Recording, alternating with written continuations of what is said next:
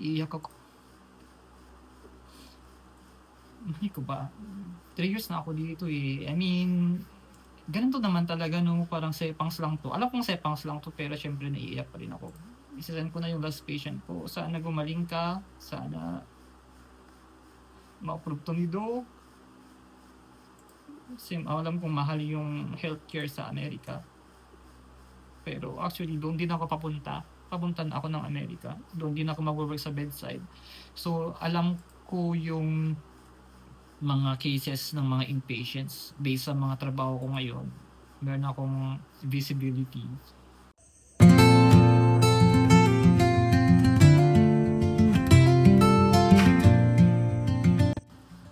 Hello mga kakwentuhan, today is my last day sa work and half day lang ako ngayon kasi leave ko na sa second half.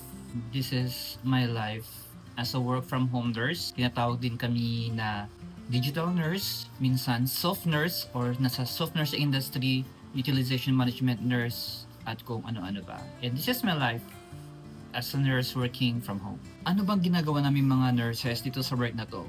So this is utilization management. This is a healthcare account sa isang BPO. So this is BPO based. Pero in our company, may dalawang klase kasi siya. Pwede siyang sa PHRN. So mga nurses na license sa Pilipinas at USRN. Na mga nurses na license mag-practice sa US. At doon ako sa USRN side. Ito yung laptop na bigay sa akin ng aming company na akin namang ibabalik na bukas or this weekend. Ilagay tayo ng cup kasi hindi pa ako naliligo, to be honest guys. Kagigising ko lang tapos diretso work. So the reason why pinapakita ko yung the real situation at yung the real me na ganito na bagong gising because this is really my life at work. Because this is really what happens in my day, in life as a work from home nurse or tele-nurse or UM nurse, soft nurse, digital nurse. Usually hindi pa talaga ako naliligo. Pag gising ko, hindi ako naliligo. Diretso akong mag-login kasi minamaximas ko yung tulog ko. Yung gabi, yung araw ko. Bakit gabi? Because our account is based in the US. That's why we need US nurses. Kasi we work for a health insurance sa US. So after ko ma-open yung laptop ko, maglalagin na ako. Ano ba lang ginagawa namin? Nagre-review kami ng medical necessity ng mga procedures. Ano to? So, sa Amerika kasi, yung insurance system nila sa health, kailangan mong patunayan na medically necessary yung procedure mo, o yung hospital stay mo, o yung CT scan mo, at kung ano-ano pa. Kasi, lahat ng gagalawin mo doon, nakadepende ka sa health insurance para hindi magastos. Kasi, otherwise, malulubog ka guys sa gasto dahil napakamahal ng healthcare sa Amerika. So kami mga nurses, para mga nurse consultants kami, mga reviewers din, kung ano-ano pang tawag. So we review the medical necessity of the procedure. So sino-sino ba ang mga nagka-claim nito? Minsan, claim ito ng doktor. So i-claim ng doktor, ipapa-review niya kasi makakakuha din yung doktor ng kanyang pay from the insurance. Minsan hospital, karamihan. Magpa-file yung hospital ng review sa insurance. At saka yung insurance, ipupunta sa amin, i-review namin kung yung final ba ng hospital para sa mga pasyente nila ay medical necessary. So for example, ito, my current case ngayon ay review natin na may chest pain siya. Yung account namin guys kasi mga matatanda eh. Ang problema niya guys ay UTI. Now, ang trabaho namin is we would determine if the hospital stay of the patient is medically necessary for UTI. So dapat tama yung treatment niya for UTI, tama yung mga laboratory findings, tama yung mga diagnostic test na ginawa, and dapat yung mga symptoms niya ay pasok sa guideline ng UTI. So kapag UTI, as the case may be, and for my case, and for this case of mine, ang mga symptoms na hinanap namin ay urinary symptoms. Pwede siyang hematuria, blood sa urine, mga costovertebral angle tenderness or CVA tenderness, yung masakit sa likod. In short, suprapubic tenderness, masakit sa puson, mga lower abdominal symptoms, and anything in our clinical judgment na related doon sa urinary symptoms for UTI. And kailangan din namin ng mental status change. Yung mga confused, erratic ang behavior, yung hindi normal ang kanyang pag-iisip, lalo na sa mga matatanda. Pero hindi ito pag-iisip na parang baliw, hindi ganun. yung altered lamang yung kanyang mental status because of the infection. So, nagkakaiba yung thought process niya because of the acute metabolic encephalopathy. Infection, no, affecting the mentation of the patient. And kailangan din namin yung GCS. So, Glasgow Coma Scale, ibig sabihin nito yung scoring na ginagawa para sa mga pasyente sa kanilang mental status at saka sa kanilang neuro status. Glasgow Coma Scale. Para sa kanilang consciousness, awareness. Ganyan. So, hahanapin ko guys dito sa chart ng pasyente kung meron siyang mga ganong symptoms. Apparently, ang kanyang presenting symptoms are chest pain at saka shortness of breath. Meron din siyang cough. Yun, nakita ko na guys, meron siyang painful urination. So, ayusin ko lang yung aking summary. Member reported productive cough. Member reported productive cough with white sputum as well as painful urination and had to burn down to urinate. Okay, evaluated in the ED the night before and was diagnosed with pulmonary edema and started on Limfix and potassium supplementation. Okay, chest pain worsened despite treatment. Alright. Actually guys, ito kasi yung ginagawa ko ngayon kasi pa-resign na ako. I was assigned na mag-check ng cases ng mga bago. So, ako yung ginawang preceptor. And gusto lang din i-share yung news guys that I'm the top performer in our LOB, line of business, for 2 consecutive months na. So, ako yung inassign para mag-check sa mga bago. So, ang nakikita ko dito sa summary ng nurse na to is USRN din pala to guys, USRN din sila, mga bago sila. I would like to streamline the summary focusing only sa UTI kasi sabog-sabog na siya, no? Meron siyang edema, meron siyang chest pain, so gusto kong mag-focus lamang doon sa UTI. So tatanggalin ko yung chest pain worsened despite treatment. Okay. Member denied swelling. Tanggalin ko na to. Tapos maglalagay ako ng note na sa summary, pwedeng mag-focus lang sa UTI.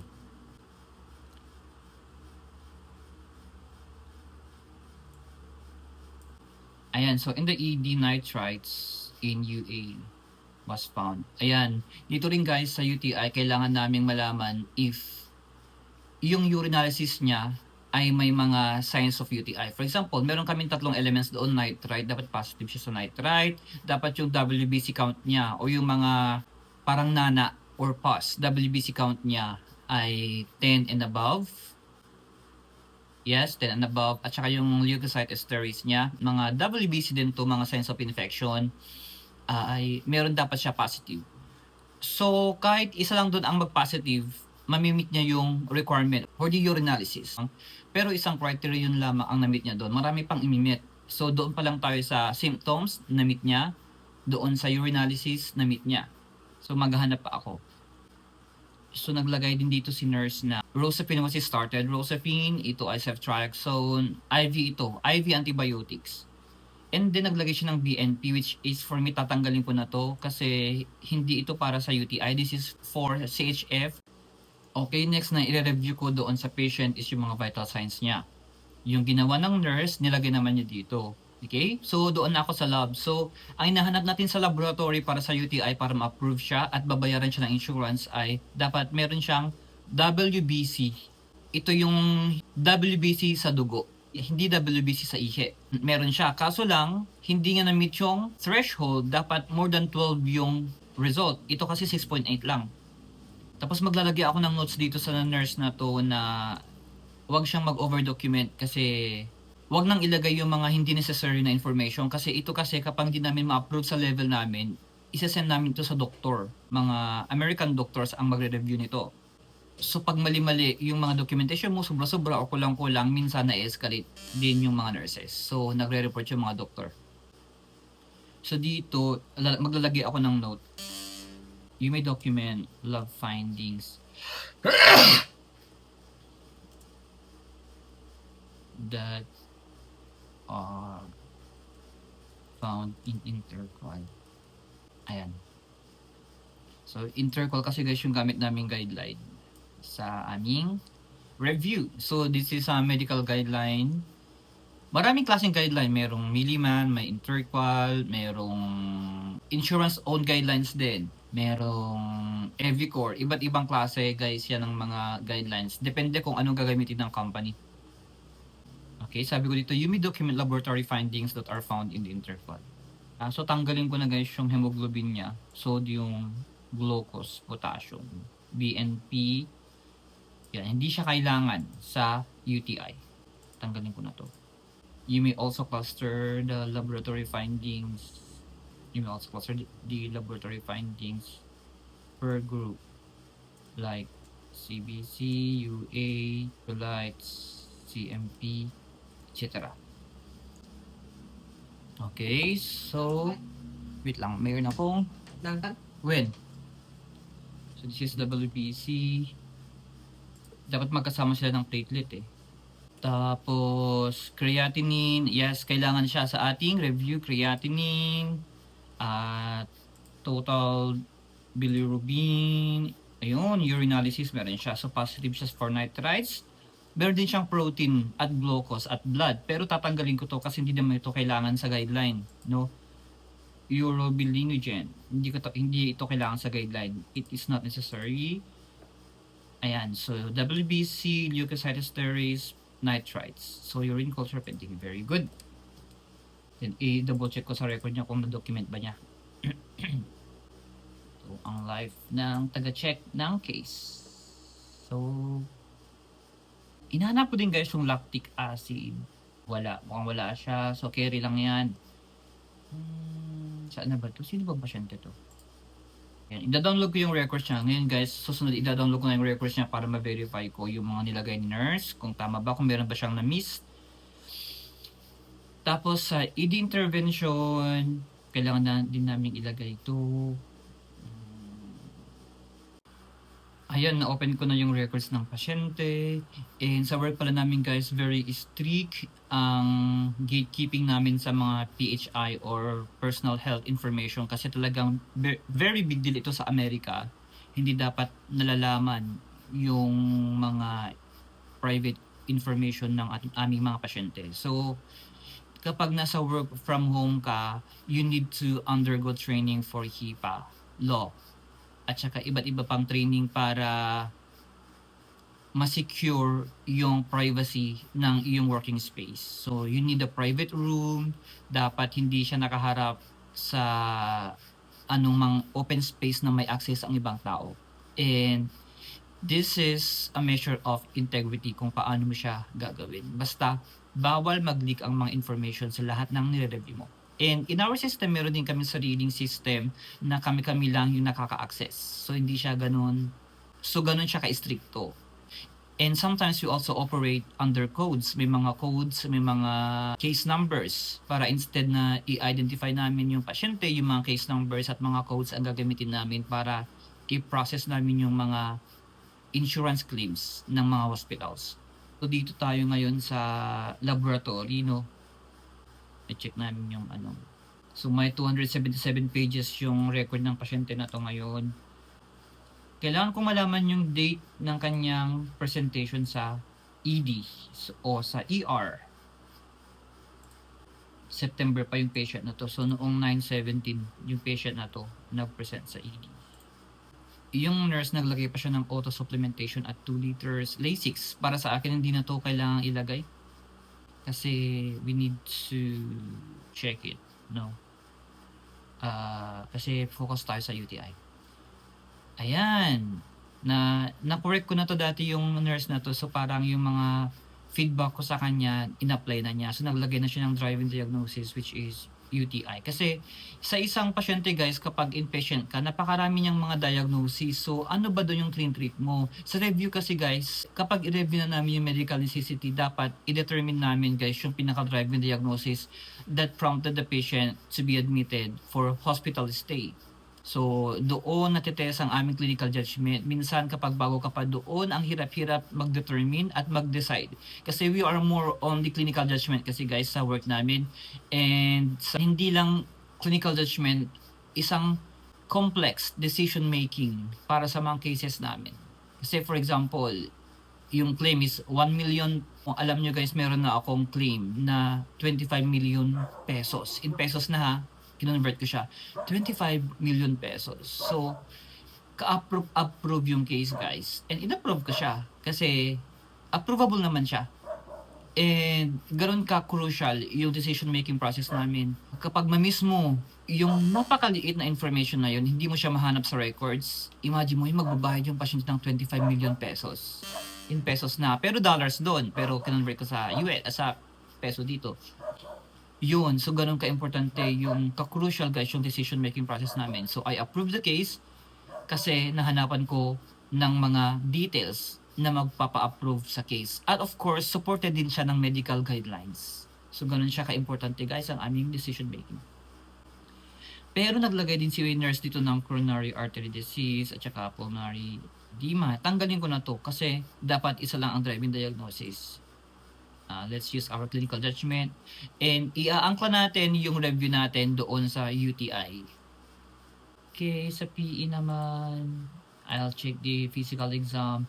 Ang kailangan lang naman guys sa physical exam sa UTI is yung mental status niya at saka yung findings ng doktor sa abdomen. Kung meron siya mga tenderness. Kasi doon mare-reflect guys yung symptoms ng UTI. Imagine mo yun, kung yun ang hinahanap mo na magpapa-approve sa case mo, if ma-miss mo yun, kawawa yung pasyente, siya yung magbabayad ng milyones. Mahal kasi sa US yung mga guys, yung mga bahid ng hospitalization. So, hanapin ko yung physical exam section ni doktor. Yung doktor niya. So, okay naman siya. Actually, normal siya.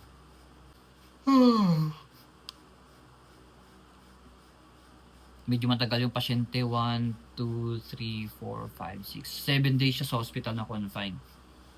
Magbigay lang ako ng tips kay nurse. You may document unremarkable.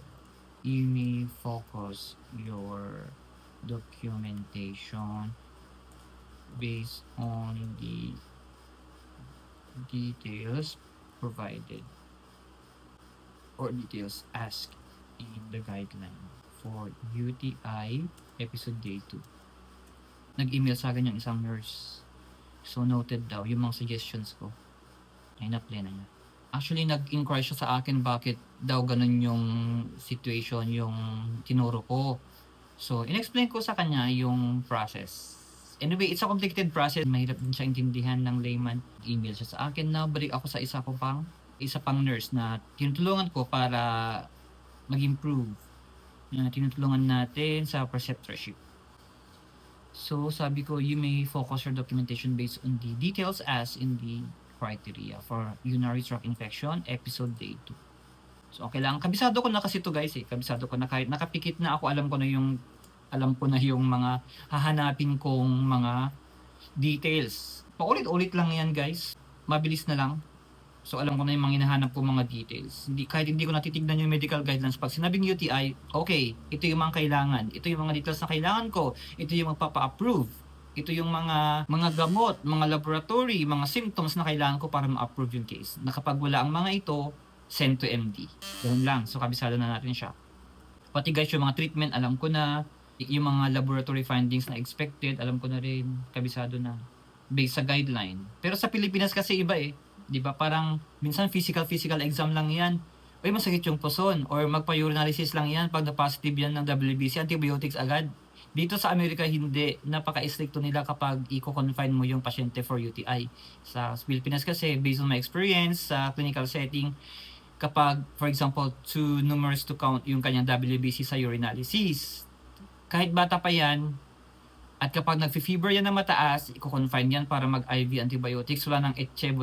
Sa Pinas, ganun na siya. Pero sa US kasi guys, medyo praning sila sa sepsis. So, kapag UTI at saka matanda yan, talagang hahanapan nila ng mga ganun kasi possible baka sepsis. Tama naman guys. Talagang very ideal naman siya at saka scientific talaga naman yung management sa US.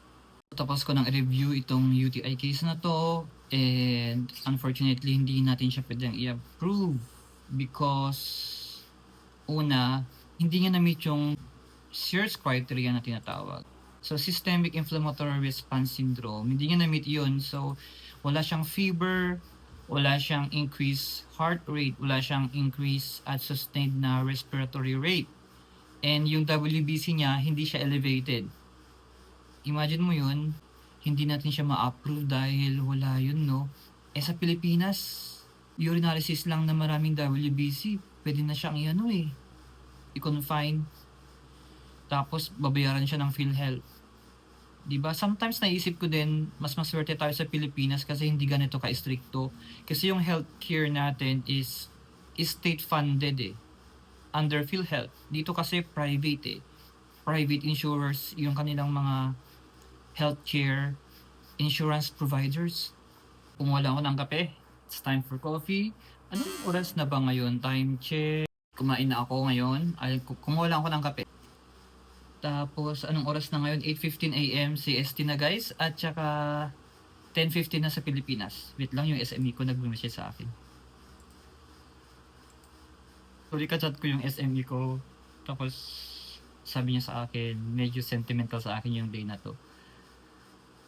Gusto ko lang mag-thank you, Sir Eds. Last day mo na sa work ngayon, half day po. Gusto ko lang mag-thank you ulit sa inyo, Sir Ed, bago kayo mag-log off. Sobrang salamat sa lahat ng help mo sa team natin. And of course, advance Merry Christmas and Happy New Year. Spend time na talaga sa family kasi matagal-tagal din ulit bago makaulit at mag-celebrate ng holidays with grabe. Pero, actually half day lang kasi ako ngayon guys, but mag-extend pa ako kasi meron pa akong gagawin. So, kompletin ko na yung isang shift, itudo ko na to. Kasi to be honest guys, kaming mga kaming mga nurses dito, puro kasi kami USRN. And ito pa pala guys, nakakatawa man siya pero kapag masakit na yung likod ko, ganito yung style ko. Nag-i-squat ako. Ayan, ganito siya. And nag-i-squat ako guys kapag masakit na yung likod ko. I find this position comfortable habang nakaharap sa laptop. Ayan, by 11 PM Manila time, patapos na yung shift ko pero mag-extend pa ako. Mayroon pa akong tatapusin. Yun, itudo ko na, last day ko na to Ayan guys, alas 2 na ng madaling araw and I'm down to my last case. Tapos ko na din yung mga na-review ko na mga cases ng fellow nurses, mga newbie na papalit, bagong batch na naman kasi marami na nag-resign including me. So, ito yung pinaka-last case ko ngayon. Siya ay isang UTI patient. So, very sentimental. Siya yung pinaka-huling case ko before ako mag-resign. Finale, siya ay isang 78 years old na may UTI. Ayan guys, so nagpaalam na ako. Sabi ko, hello po team, masalamat po. It was a pleasure to work with all of you. Signing off. And then yung employee code ko doon sa aming routing system. Hay! Grabe ko, nostalgic. Naiiyak ako, to be honest.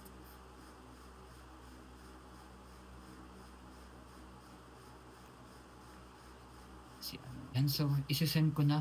Naiiyak ako. Hindi ko ba?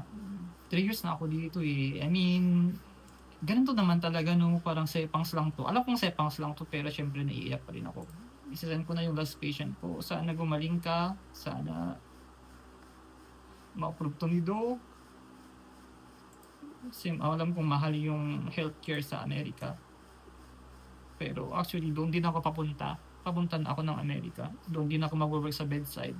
So, alam ko yung mga cases ng mga inpatients based sa mga trabaho ko ngayon. Meron akong visibility. And alam kong ganun din yun. Kaso nasa actual na ako, hindi na ako sa computer. Actual na ako na site. Ito, isasend ko na siya. 12:51 PM CST and 2:51 AM Manila time. Send ko na to sa MD. This is my last case na UTI. Ayan na siya, nagsisend na siya. I-close ko na yung aming Teams chat. Hindi ko na makikita kung sino yung magme-message pa or magre-react. Kasi mawawalan na ako ng access. Nakakaiyak din talaga.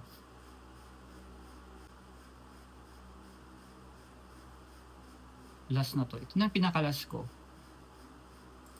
So wala na akong natirang case. Kailangan malinis siya bago ako umalis. Marami akong mga bumalik na cases. Kailangan ko siyang i-close muna ha. Para minsanan na. Ayan. I-turn off ko na yung laptop. Bye-bye. Ay. So, mag-i-empake na din ako mamaya kasi babalik ako ng Manila para ibalik ko tong laptop. At yung mga dalawang monitors na binigay nila na hindi ko rin nagamit. Hindi ko rin ginagamit kasi meron akong mga sariling monitors din. Actually, I have 3 extra monitors. Yung dalawang monitors, saan ko siya gagamitin? At the same time, yung laptop lang ginagamit ko eh. Actually, yung mga extra monitors ko, ginagamit ko siya para mag-edit ng vlogs. Pero sa work, hindi. Enough na yung laptop sa akin para mag-work yung space ko. Kaya ko siyang pagkasyahin doon eh. Kasi, dinadala ko rin kasi yung laptop ko kapag nagta-travel ako as a digital nomad. So, ang ginagawa ko lang, sinanay ko yung sarili ko na mag-work lang doon sa laptop na binigay.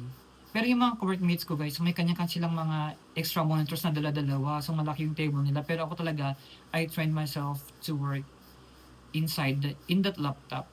Yun na yun. Kasi, I would want to carry the laptop. I want to be mobile at habang digital nomad pa ako, gusto kong dala ko lang yung laptop everywhere I go na hindi masyadong bulky. So that's what happened. I'm officially closing my work laptop. Maggulo yung table ko guys. Ganito pala yung table ko sa work. Kung ano na mayroon akong tito, may Vicks ako, may coffee, panglinis ng computer, pero madumi pa rin kahit may panglinis ako. So meron akong laptop cooler, yung mga mouse, ayan. So I use the internet. Then magulo siya. And it's time to go.